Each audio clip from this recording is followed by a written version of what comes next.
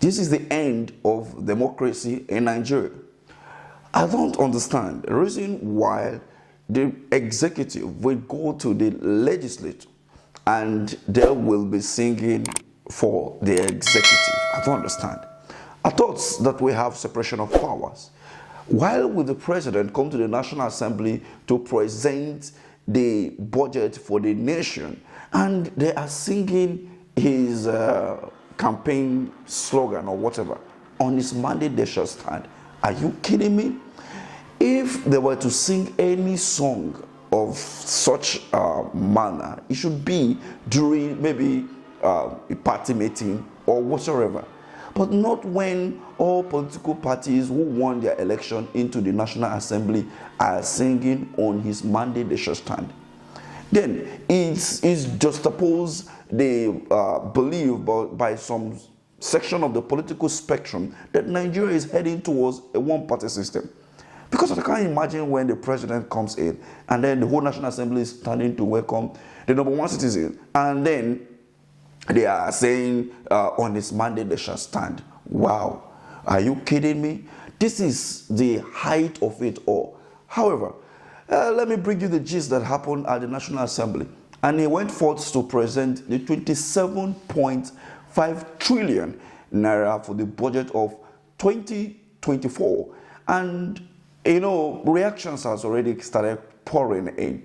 Before the presentation of that budget, Kenneth Okonkwo said, for instance, I am of the opinion that the opposition so far has failed and failed woefully in Nigeria. Why am I saying so? The president in his inaugural speech committed an abuse of power, committed a desecration of rule of law. And then this same person came out and chose leaders for you. And none of them could scream. Today, the National Assembly is a photocopy of the executive. We used to say that Senator Lawan is a rubber stamp. But now we have a photocopy. Stamp is that I can stamp my authority on you. Photocopy is that you are me. The Senate President, Akpabio, is the photocopy of the president, is a photocopy of the executive. Unlike Ahmed Lawal during Muhammadu Buhari's regime where, you know, he was a rubber stamp. And he gave an explanation to that, which you've listened to. So now, you could actually see the reason why the president, Bola Ahmed Tinubu's mandate, they are standing. While because they are not an independent organization or anymore. They are just part of the executive, because I can't imagine why the whole National Assembly is singing that kind of song when they're coming to present a budget before them.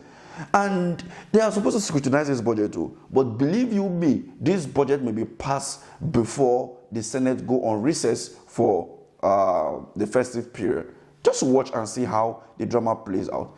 Tinubu went ahead to thank them on how speedy the supplementary budget was. Distinguished senators and honorable members of the National Assembly, I commend your swift consideration and passage of the 2023 Supplementary Appropriation Bill and the 2024 to 2026 Medium-Term Expenditure Framework and Physical Strategy paper.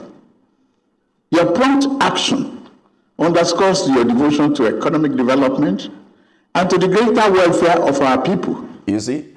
So now, before we talk about the budgets of Renew Hope, the president's, supplementary budget, which run into billions of naira, according to him, he said that he has been able to save 6 trillion naira since the removal of the fuel subsidy.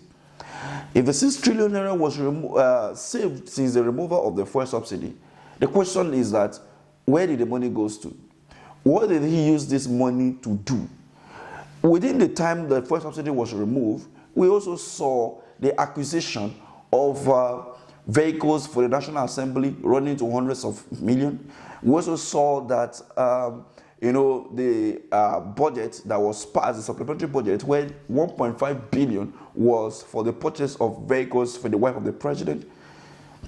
We saw the presidential yacht, of which we have not been cleared whether it has been paid for, or even though Ali Dube said that it has arrived but have not been paid for. We need to know exactly what is happening. Have they paid for the presidential yacht? Even though the National Assembly, through the lower chamber, the House of Reps, said they have moved that money of 5 billion to the student loan.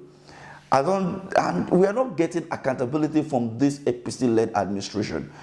And this is the reason why most Nigerians believe that Nigeria is just like, an egg that will soon break because of the way the handler is behaving with it.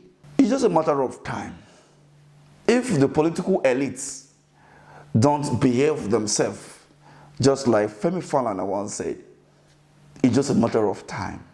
Maybe minutes, maybe days, a revolution that will cut across the country. Sowore said, a revolution that will not be televised.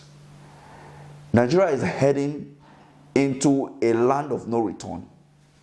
That is what it means, because of the high level of corruption among her leaders. What do you think?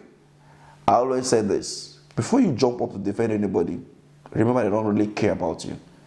Thank you for watching.